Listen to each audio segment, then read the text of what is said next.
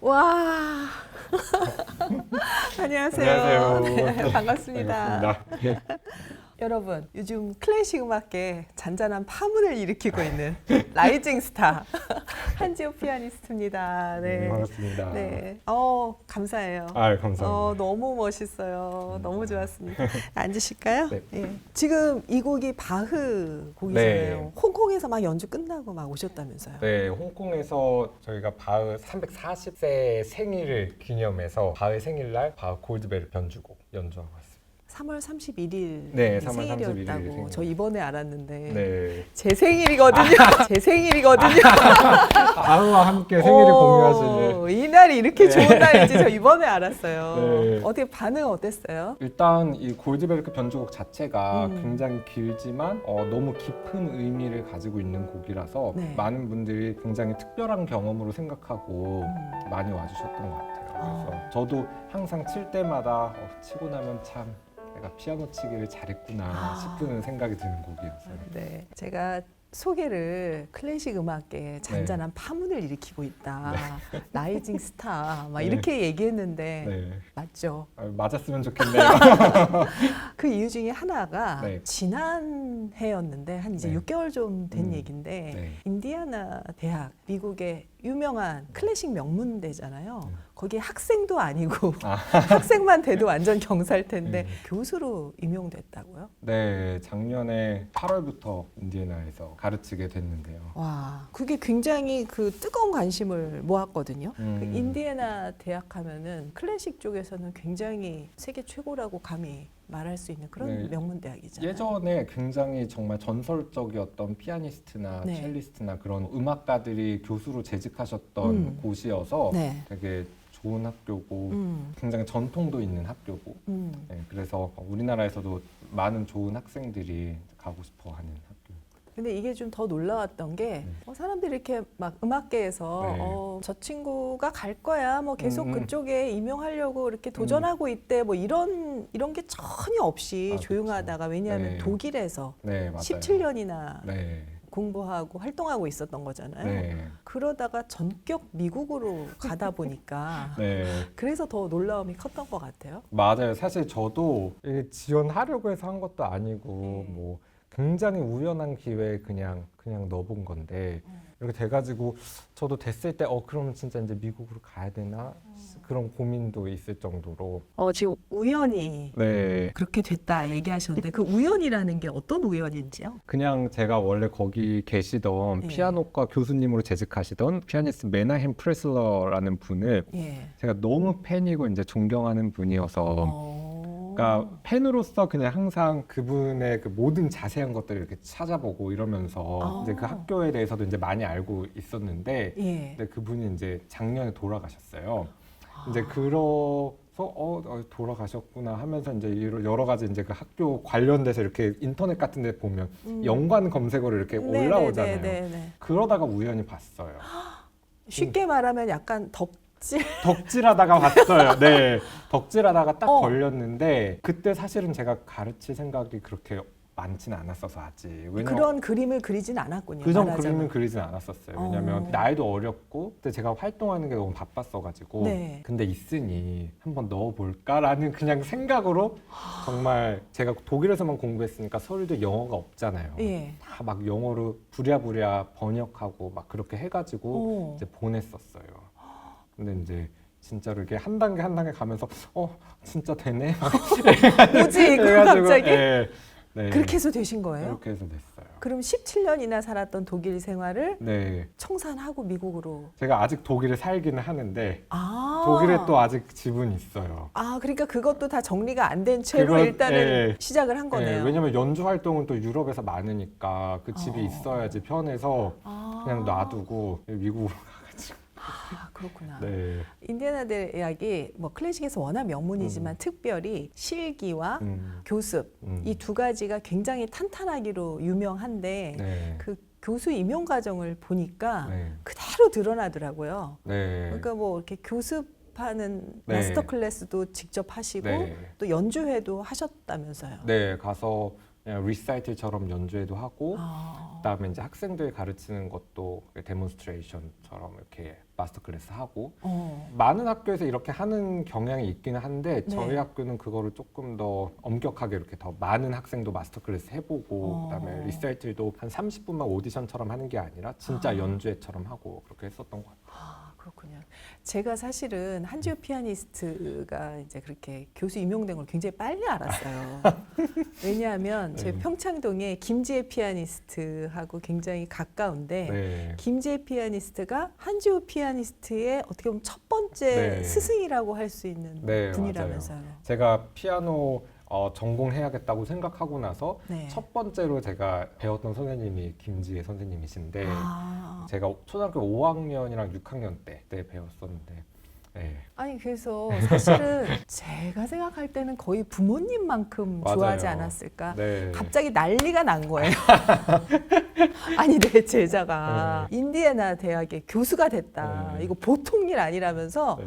난리가 났었고 제가 김재 피아니스트 집에 어느 날 급습해가지고 네. 촬영한 날이 있었는데 이제 네. 그날도 그 자랑을 네. 정말 한껏 했어요. 사실 제가 선생님한테는 너무 감사한 게 많은 게 네. 그냥 물론 이제 모든 선생님께 감사드리지만 특히 제 처음 선생님이었기 때문에 피아니스트로서 어떻게 보면 제가 가지고 있는 모든 생각들을 정립할 때 굉장히 중요하신 분이었거든요. 근데 정말 음악적으로 되게 생각할 수 있게 그 길도 열어주시고 그 나이대에 다른 또래들이 배우는 선생님들처럼 막 틀리는 음에 부담을 느껴서 한 음도 못 치게 이렇게 만들지 않으시고 정말 그냥 저를 자유롭게 어느 정도 음악할 수 있게 많이 도와주셔서 그 덕분에 제가 아직도 그래도 편안한 마음으로 음악을 하고 있는 거 아닌가. 아니, 틀렸어 다시.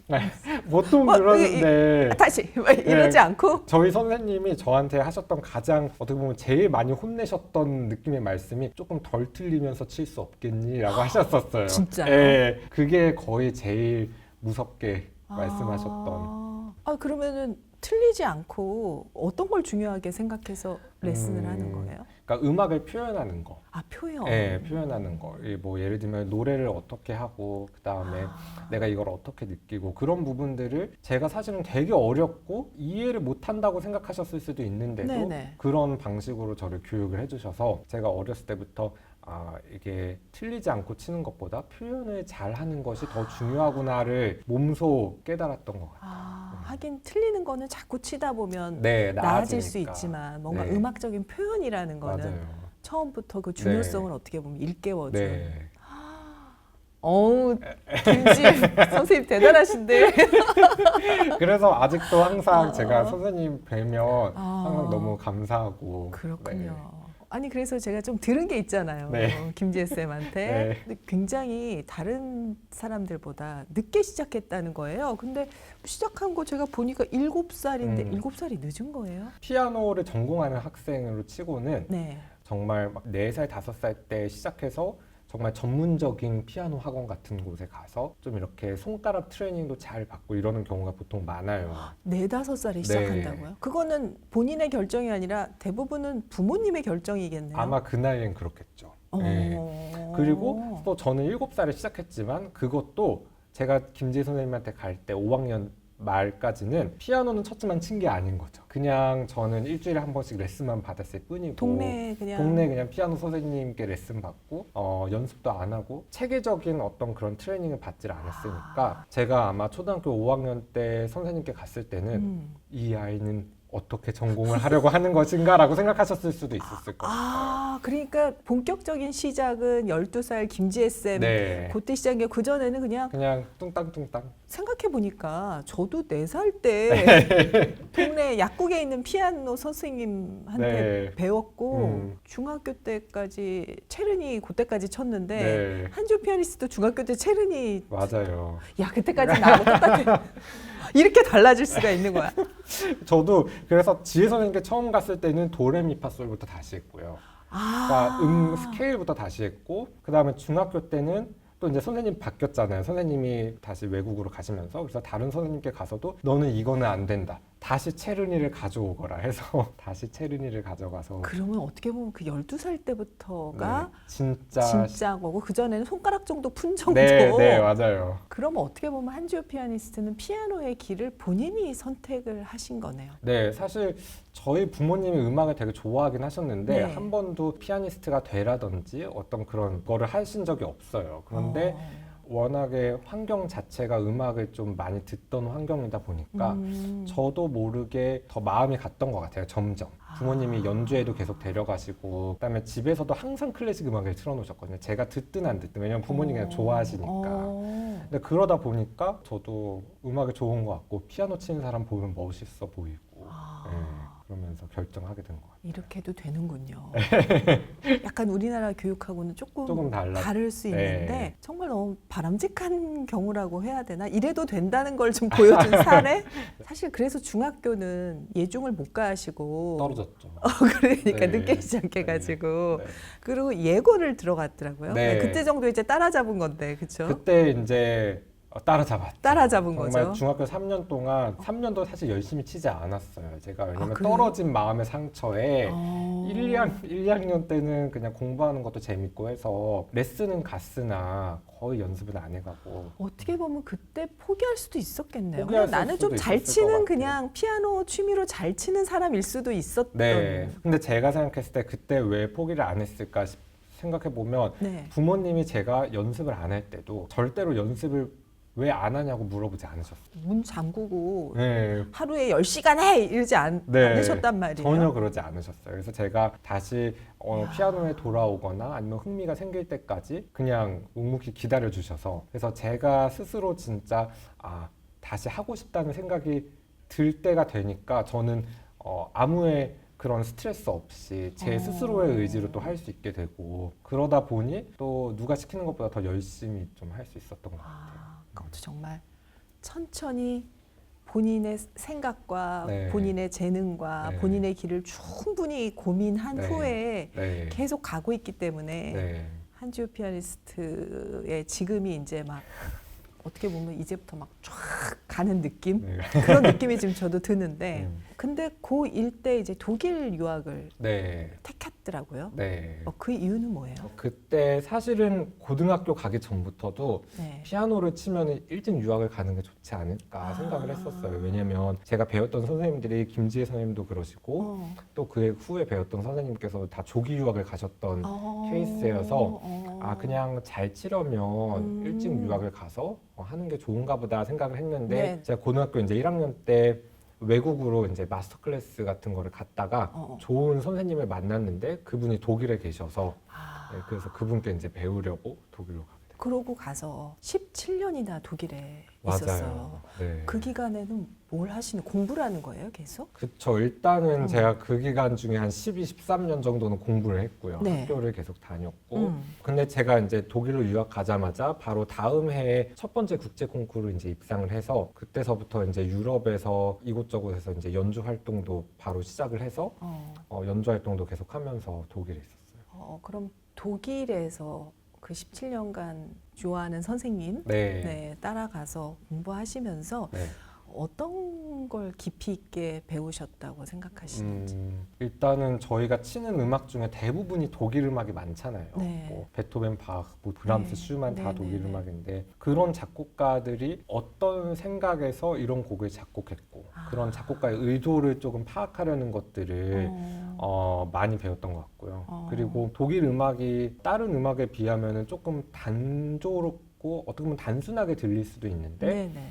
그 단순함 속에 얼마나 깊은 그런 음악적 메시지를 표현할 수 있는지 그런 부분들도 많이 배웠던 것 같아요. 어떻게 보면 그것도 음악에 대한 어떤 이해네요. 네, 깊이 있는 이해. 네, 예를 들어서 한국에서 내가 이 곡을 쳤을 때와 독일에서 새롭게 음, 이 곡에 대한 이해가 깊어져서 해석이 좀 달라졌다는 사례가 있으면 약간 좀 어떤 곡이 생각나시는지.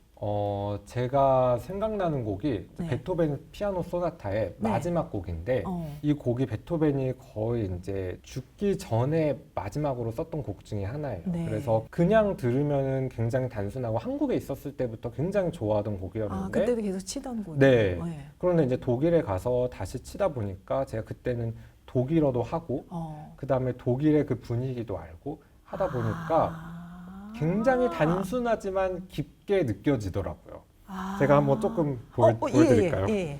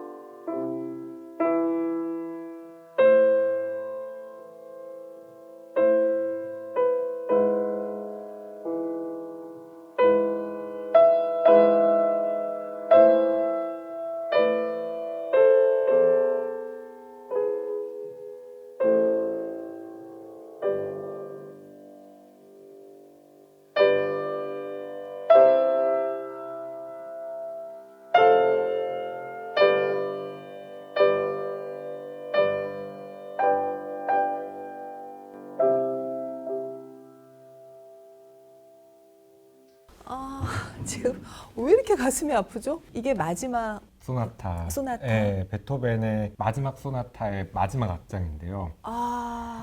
이게 제가 항상 이걸 칠 때마다 느끼는 건 네. 베토벤이 피아노 소나타라는 장르를 정말 젊었을 때부터 그 마지막 순간까지 계속해서 썼던 장르거든요. 마치 일기장을 쓰듯이 그 순간순간마다 계속 작곡을 했었는데 네네. 이 곡을 들으면 베토벤이 세상을 떠나기 전에 하고 싶었던 마지막 그 이야기를 하는 듯한 그런 느낌이 들어요. 정말 단순하고 그렇지만 그 안에 베토벤이 어떤 생각과 어떤 말을 하고 싶었을지 이런 거를 생각하면 저도 치다가 막 울컥하기도 하고. 저도 뭐 자세한 설명 못 들었는데도 이 음악에서 막 그런 고통이 좀 저는 좀 네. 느껴졌어요. 그래서 본고장을 가야 된다는 게 네. 이래서 필요한 거네요. 네, 그런 것 같아요. 이게 그냥 가르침뿐만 아니라 네. 또 그 작곡가들이 사용했던 언어나 아니면 그들이 보았을 법한 자연이나 그 문화를 직접 체험할 수 있으니까 생각하는 방식도 조금은 더 작곡가들을 가깝게 해볼 수 있는 것 같고 이해하기에 더 좋은 것 같아요. 그들의 상황도 느껴보고 그들의 네. 언어도 느껴보고 네. 진짜 이 본토에서 느낄 수 네. 있는 그런 게 있어야 베토벤에 대한 이해가 깊게 되는 네. 거고 피아노 연주라는 게 스킬만 갖고 갈 수 있는 게 한계가 있으니까 네, 맞아요. 그 이상의 어떤 연주자가 되려면 네. 필요한 과정이군요. 네.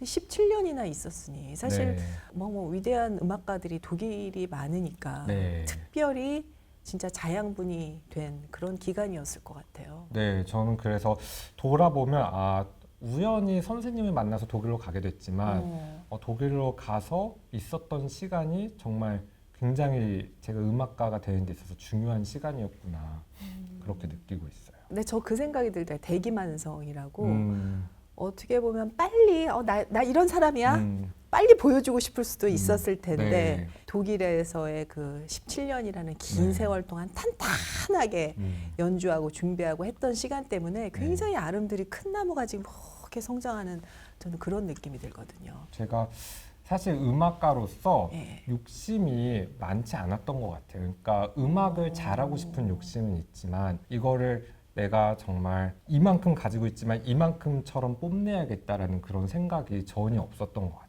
그래서 그냥 내가 스스로 느끼기에 꽉 찰 때까지 저는 그래서 그런 조급한 마음도 없고 그리고 이렇게 제가 연주를 하지 않아도 저는 그냥 연습할 때 혼자 피아노를 쳐도 연주하는 것만큼이나 똑같이 행복하거든요. 그러니까 행복하다는 게 중요한 거죠. 네, 맞아요. 연주하는 순간에 네. 행복해서 하고 있는. 네. 이거는 제가 한 50 돼서 깨달은 건데 아우 한지오 피아니스트는 진짜 부러워요. 아 그렇구나. 근데 한지오 피아니스트가 뭐 사실은 퀸 엘리자베스라든가 ARD, 네. 뭐 슈베르트, 베토벤, 서울 그 유수의 네. 콩쿠르는 다 나가서 다 최고의 영예를 이미 일찌감치 다 어떻게 보면 졸업했다고 하나 콩쿠르 하셨잖아요. 네, 제가 콩쿠르 첫 번째 국제 콩쿠르를 된 게 17살 때였거든요. 그래서 아직도 기억나는 게 제가 네. 17살이었고 그때 이제 3등을 했는데 네. 그때 1등을 했던 사람은 30살이었어요. 그러니까 성인 콩쿠르를 나가서 완전히 최연소로 나갔었다가 이제 됐고 그게 어떻게 보면 제가 유럽에서 연주 커리어를 시작하게 된 시작이었는데 저는 그렇게 일찍부터 콩쿠르를 해서 연주 활동을 시작할 수 있었던 게 되게 좋았던 것 같아요. 아니 피아노도 늦게 시작했는데 네. 어떻게 17살에 그게 됐을까? 엄청나게 빠른 성장을 했던 거군요. 그때 제가 고등학교 1학년 때부터 예. 좀 열심히 했던 것 같아요. 아. 네, 그때 피아노 잘 치고 싶어서 근데 이제 워낙에 늦게 시작했으니까 기초나 이런 게 굉장히 부족하잖아요. 예. 그래서 그때는 연습을 진짜 많이 했었던 것 같아요. 그 몇 시간이나 하셨나요? 주말 같은 때는 정말 8시간씩 앉아서 하고 어. 그리고 평일에 학교 다닐 때도 꼭 학교 갔다 와서 뭐 4시간 이 정도 남들도 다 하는 거 아니에요? 아, 그 다 그 정도는 했다고 그 하더라고요. 정도는 하죠. 그 정도는 하죠. 근데 저는 어. 약간 조금 이제 몸이 게을러서 몸이 편한 걸 좋아해요. 그래서 제 입장에서는 4시간을 학교 갔다 와서 앉아 있었다는 거는 엄청난 거예요. 엄청난 일인 잠도 거고. 많이 자야 되고 하는데 예. 피부의 비결? 네. 아니 지금도 동안인데 17살에 그 첫 콩쿠르에서 네. 와, 그 성인들 콩쿠르에서 그랬군요. 네. 그 뭐 여러 콩쿠르에서 특히 뭐 서울에서는 최고의 상을 받기도 하셨고 대부분 이제 좋은 성적을 거두셨는데 네. 다 3등 안에 드신 거잖아요. 2등 네. 대부분 그러시죠. 네. 혹시 지금도 생각나는 콩쿠르의 곡이 있어서 우리 꿈나무 구독자님들한테 조금 선물해 줄 수 있는 게 있다면 옛날로 돌아가서 제가 그 퀸 엘리자베스 콩쿠르 했을 때 네. 콩쿠르 파이널 라운드 전에 어딘가 이렇게 갇혀서 일주일 동안 새로운 곡을 배워야 되는 시간이 있어요. 영화 혹시 콩쿠르 네, 영화를 맞아요. 봤는데 네, 그 콩쿠르예요. 네. 그거는 따로 막 합숙시키고 네, 맞아요. 피아니스트들끼리 제가 1등 할 거야. 뭐 서로 막 경쟁하고 막 네. 그거요? 그 콩쿠르요. 네. 그래서 이제 그때 쳤었던 곡이 제가 라흐마니노프 협주곡 3번이었는데 그 이제 갇혀 있으니까 그리고 일주일 후면 이제 파이널 라운드라는 부담감도 있고 네. 그럴 때 이 곡을 치면서 연습하면서 이게 굉장히 스트레스풀하고 환경이 그렇지만 음악이 이렇게 아름다우니 내가 피아노를 치는구나 하고 느꼈던 멜로디가 있어요. 아 그래요? 네, 그거를 제가 조금 한번 보여드릴게요. 네.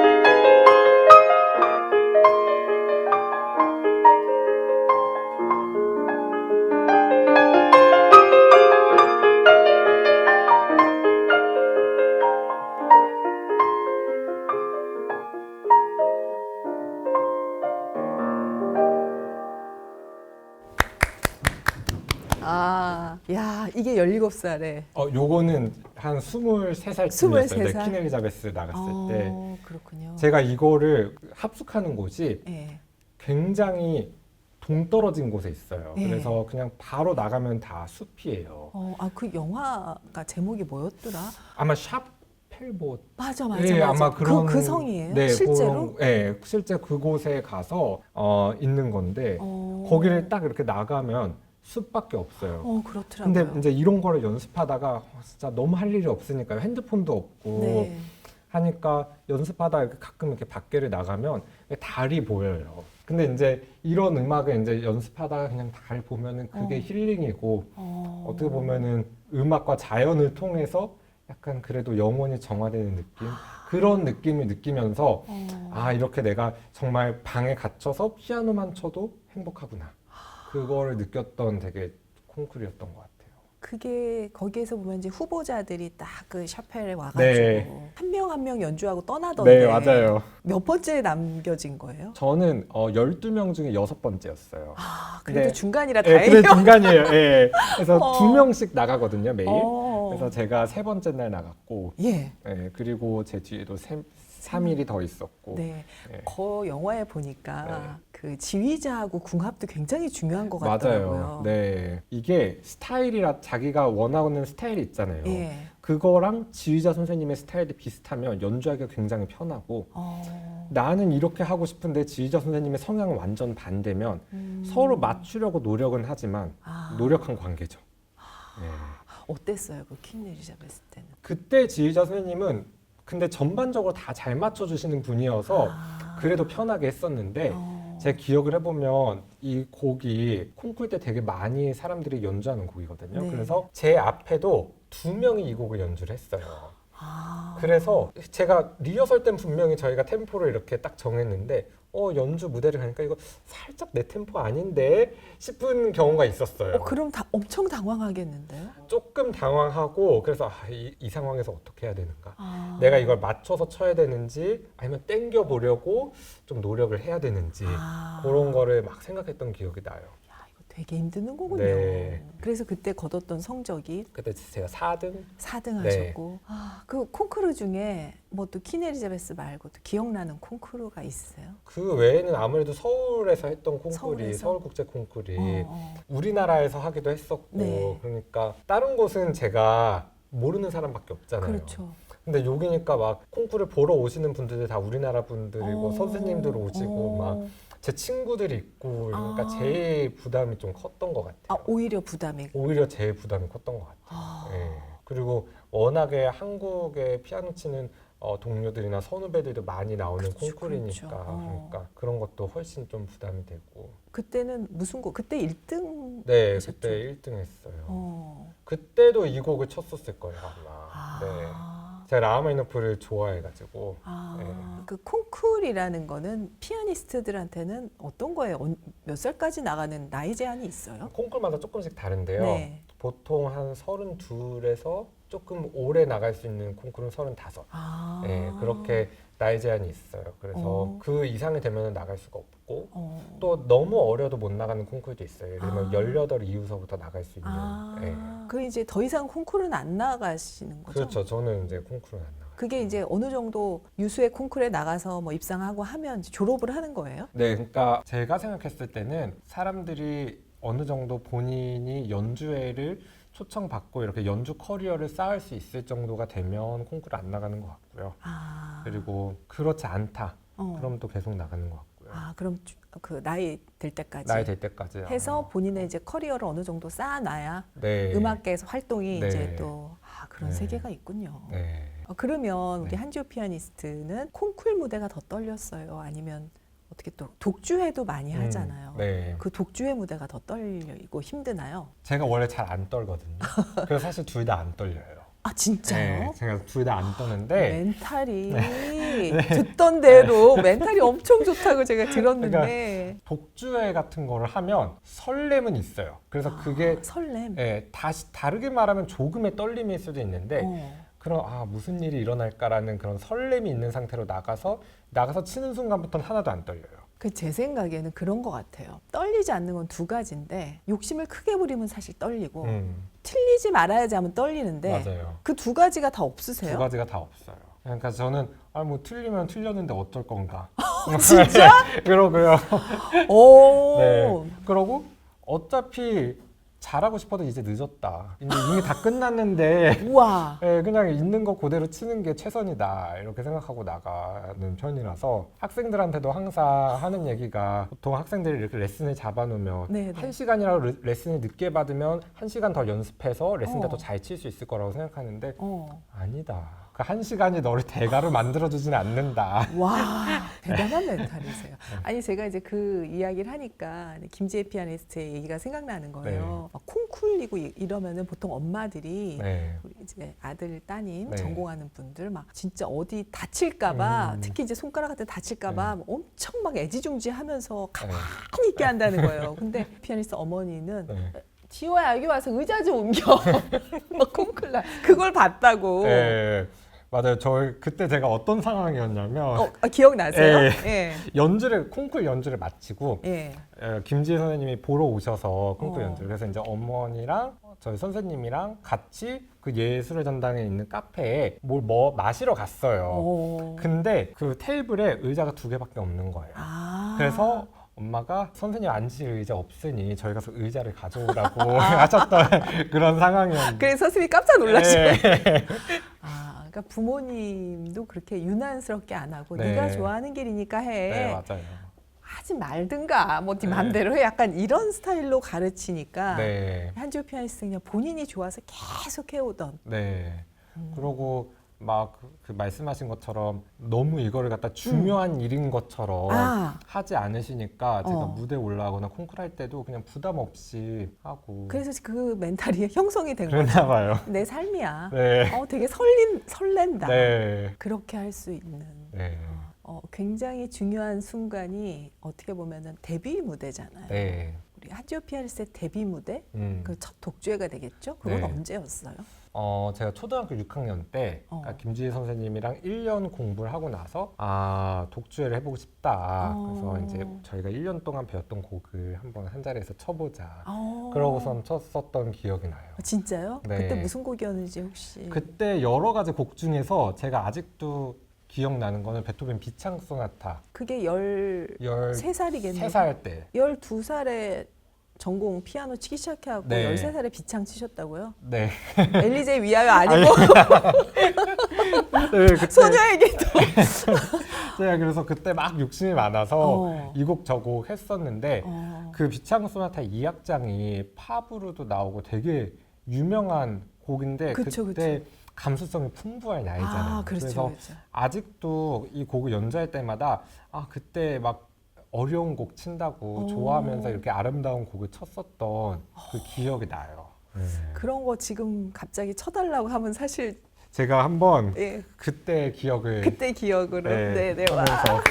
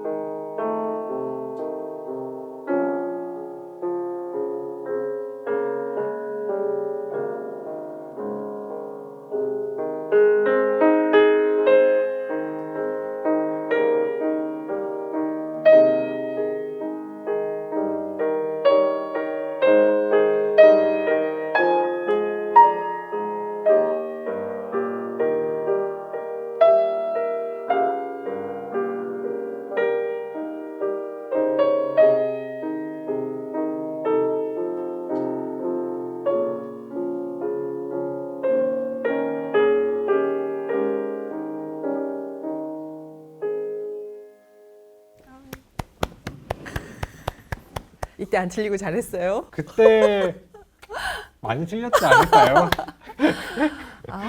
그러셨구나. 그때가 어떻게 보면은 시작이 돼서 네. 근데 지금까지. 그때도 안 떨었던 것 같아요. 그때도 안 돼. 예. 제가 제일 기억나는 게 제일 떨렸던 순간은 인사할 때 뻘쭘하잖아요. 이렇게 사람 앞에 서본 게 많이 없으니까. 그러니까 턱시도를 입고 그 6학년짜리가 오. 턱시도를 이렇게 뭐 나와가지고 인사하는데 뻘쭘해서 자꾸 이렇게 제 키에서 깃을 이렇게 만지면서 인사했던 것 같아요. 와 너무 귀여웠겠다. 예. 그래서 인사하는 게 제일 떨리고 근데 어. 피아노에 앉아서는 하나도 안 떨리고 그냥 재밌게 썼던 것 같아요. 사실 그런 담대함 연주자한테는 너무 필요한 덕목인 것 같은데 네. 그러기 쉽지 않죠. 그러기 쉽지 않은 것 같아요. 일단 어. 아까 말씀하셨던 것처럼 틀리는 거에 대한 부담감들이 또 어. 많으면은 위험을 감수할 수 없고. 근데 저는 연주 무대를 나가면 항상 그 전에 해보지 않았던 걸 해보고 싶어 해요. 오히려 네. 왜냐하면 그날 관객의 분위기와 관객의 집중도를 느끼면 내가 여기까지 해볼 수 있겠다 이게 느껴지거든요. 그러면 그 순간에 저도 몰랐던 아이디어를 연주하는 순간에 갑자기 생각이 나서 그걸 적용해요? 네, 진짜? 네. 그래서 저는 연주가 거의 즉흥 연주처럼 돼야 된다고 생각해요. 저희가 클래식은 연습하고 또 연습하지만 그게 말하자면 반복된 연습을 통해서 내가 반복한 걸 보여주는 게 아니라 그 반복된 연습을 바탕 삼아서 내가 지금 이 자리에서 음악을 만드는 느낌을 자기화를 완전히 해서 네, 나의 예술을 펼치는. 네. 그게 가장 어떻게 보면 이상적인 연주라고 생각해요. 저 왜 안 떨리는지 이유를 알았어요. 그 어떻게 보면은 그 안에 갇혀 있으면 이걸 이대로 정확하게 쳐야 된다고 갇혀 있으면 떨릴 수밖에 없거든요. 내가 소화해서 내 것을 한다고 생각하면 안 떨릴 수 있을 것 같거든요. 네.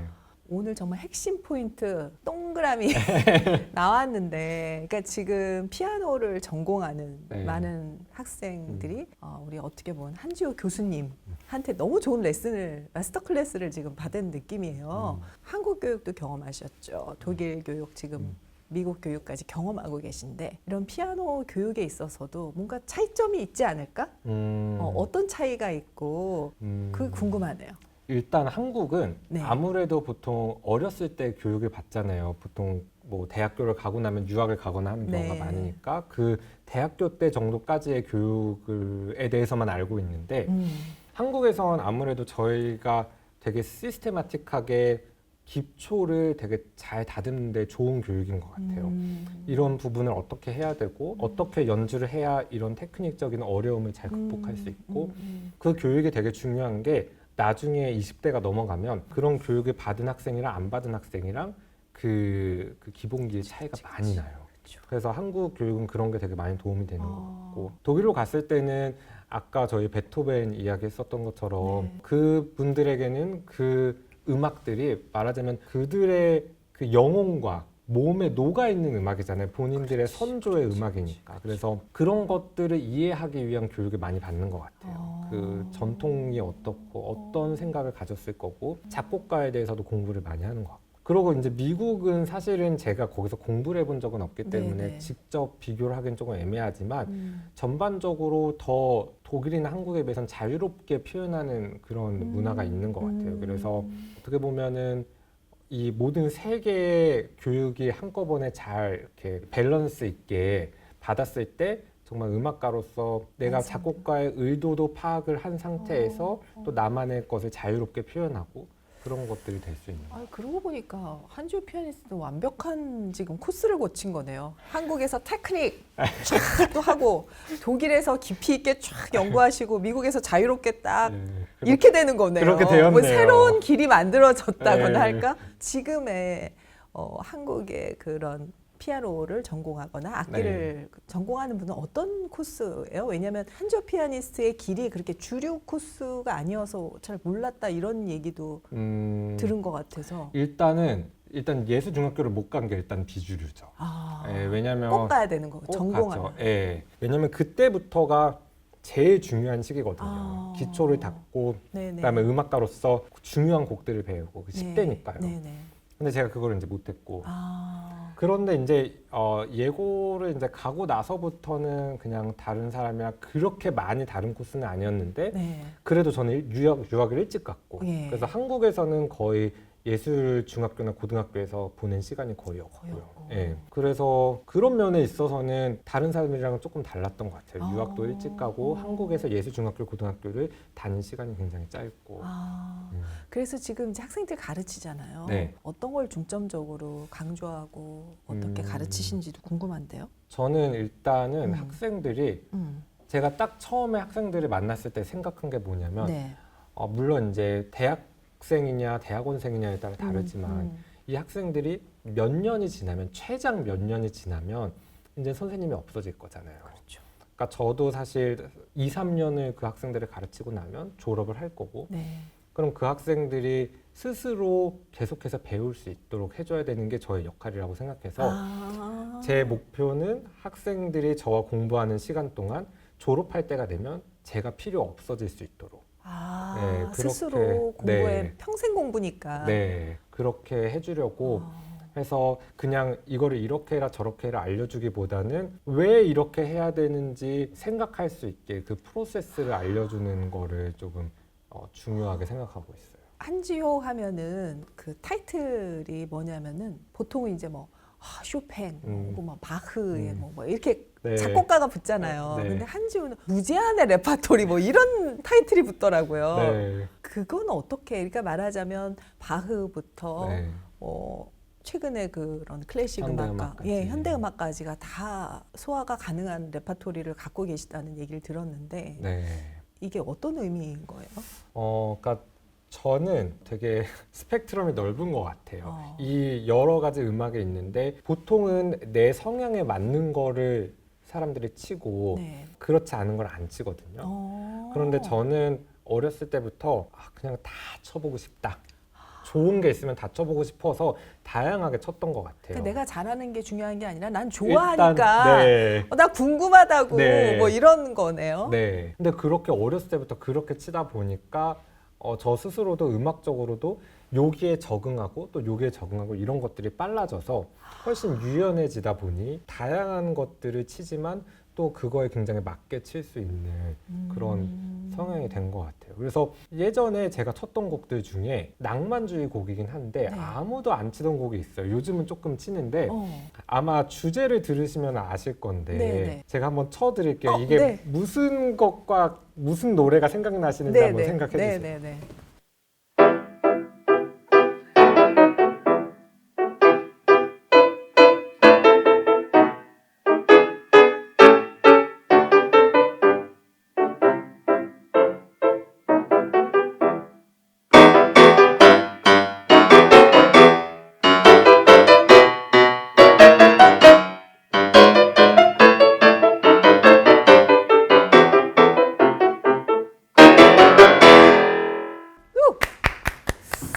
전 사실 음악 잘 몰라서 클시코스의 우편반점 뭔가 저희가 어. 엉금엉금 기어서 가자랑 비슷하지 않나요?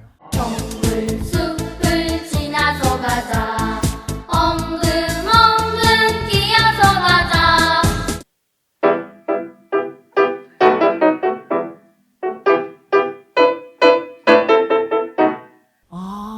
그쵸. 이게 놀랍게도 쇼팽과 동시대를 살았던 사람의 작품이에요. 알캉의 이솝의 향연이라는 곡인데 쇼팽 리스트가 살았던 그 당시에 같이 있었던 작곡가예요. 쇼팽 리스트에 비해서는 덜 알려졌지만 그 파리에서는 굉장히 중요했던 당시에. 작곡가였어요. 네. 근데 제가 이 곡을 정말 2013년, 4년, 그러니까 요즘은 많이 치지만 그때는 아무도 안 쳤거든요. 요즘은 이거 많이 쳐요. 요즘은 이제 많이 쳐요. 저의 영향이라고 봅니다. 큰 역할을 하죠. 네. 네, 그래서 이 곡이 지금 정말 화려해. 이런 식으로 그러니까 엉금엉금 기어서 가자 테마를 계속해서 변주를 하면서 나중에는 이렇게까지 음표가 많다고 할 정도까지 만들어요. 근데 이런 곡도 그냥 어디서 들어보면 일단 한번 쳐봐요. 그러고선 쳐서 내 마음에 들고 연주에 올리기에 좋은 곡 같다. 그럼 또 이제 연주에서 치고 저는 이거를 콩쿨 때도 쳤었어요. 과감하시다 정말. 네. 근데 우리나라 음악 무대 늘 같은 곡이 좀 맞아요. 레퍼토리가 올라가는 좀 아쉬움이 네. 있는데 그러다 보면은 뭐 연주자들도 그런 곡 위주로 편식이 좀 될 네. 수 있잖아요. 네. 근데 제가 이제 최근에 오유경 TV에서 마리아 칼라스를 했는데 이제 그분이 위대한 이유 중에 어떻게 보면은 벨리니 오페라처럼 사장될 뻔하던 오페라를 네. 불러서 다시 무대에 올려서 사랑받게 만들고 뭐 맞아요. 이런 이제 역할들이 있던데 네. 네. 한지우 피아니스트는 연주자이기도 하지만 또 학자로서의 또 역할도 있기 때문에 지금 가지고 계신 덕목들이 앞으로의 그 피아노 레파토리를 더욱 풍부하게 해서 우리 클래식 애호가들한테 큰 기쁨을 주실 것 같아요. 감사합니다. 아, 좋습니다. 그 우리 한지우 피아니스트의 공연을 굉장히 기다리실 것 같아요. 어떻게 좀 직접 들어볼 수 없겠냐. 네. 가장 빠른 공연이 언제 있나요? 제가 7월 6일에 네. 서울 그 예술전당 IBK 홀에서 네네. 어린 왕자를 오. 주제로 와. 리사이트를 하게 됐습니다. 어린 왕자를 주제로 네. 어떻게 어린 왕자를 어떻게 리사이트를 하시는 거예요? 아, 그쵸. 본인이 어린 왕자. 제가 항상 제가 어린 왕자라고 생각하고 살고 좀 있습니다. 비슷한 느낌이어서. 네. 사실 어린 왕자를 제가 너무 좋아하는 책이에요. 제 인생 책이기도 그렇죠. 해요. 그래서 네. 저는 어렸을 때 읽어봤지만 어른이 되고 나서도 계속 읽고 그냥 마음이 복잡할 때 읽으면 그냥 내가 복잡했던 마음을 정리해주는 느낌, 그 책이. 그래서 좋아하던 책이었는데 정말 우연히 그럼 어린 왕자에 나오는 여러 챕터나 아니면 캐릭터들과 음악을 이렇게 연결시켜서 조금 더 음악을 통해 어린 왕자를 잘 이해하고 어린 왕자를 통해 음악을 잘 이해할 수 있으면 어떨까 싶어서 이렇게 프로그램을 구성을 해보게 되었어요. 이건 너무나 정말 우연의 일치인데 네. 제가 얼마 전에 그 진형준 교수님이라고 이제 불문학자신데 그분이 해석한 어린 왕자를 오이경 TV에서 보내드렸단 말이에요. 그렇게 어린 왕자를 한번 했는데 네. 그러면 우리가 다음 편에는 네. 우리 한지호 피아니스트와 오유경 TV 콜라보로 그 어린 왕자의 한 대목을 제가 낭독하고 네. 우리 한지호 피아니스트가 또 영감 받아서 큐레이션한 클래식 네. 곡을 듣고 네. 뭐 이런 거 조금 쇼케이스로 조금만 좋습니다. 하면 좋겠죠. 네. 어떤 곡들을 선곡하셨는지 궁금해서 그거를 좀 듣고서 오늘 마무리하도록 할게요. 일단은 아무래도 어린 왕자가 그 프랑스 작가의 소설이잖아요. 네네. 그래서 프랑스 쪽에서 활동했던 작곡가들이나 프랑스 작곡가들이 많아요. 제가 큐레이션한 곡들이 예. 쇼팽 같은 경우에 거의 프랑스에서 활동을 했었고 네네. 뭐 라벨 아니면 네. 포레 이런 식으로 프랑스에서 작곡한 작곡가 곡들이 많은데 예. 제가 그 중에 또 좋아하는 곡들은 그 라벨의 죽은 왕녀를 위한 파바님 그리고 또 소나티네에 나오는 미뉴엣 그 악장을 되게 좋아하거든요. 그래서 그거를 함께 해보면 어떨까. 다음 시간에. 네. 너무 좋습니다. 자, 끝나면 여러분 오늘 정말 특별한 시간 가졌는데 다음 시간도 놓치지 마시고요. 오늘 오이경 TV 좋으셨으면 좋아요, 구독, 알림 설정 잊지 마세요. 한지호 피아니스트 오늘 너무 감사합니다. 감사합니다. 네. 감사합니다.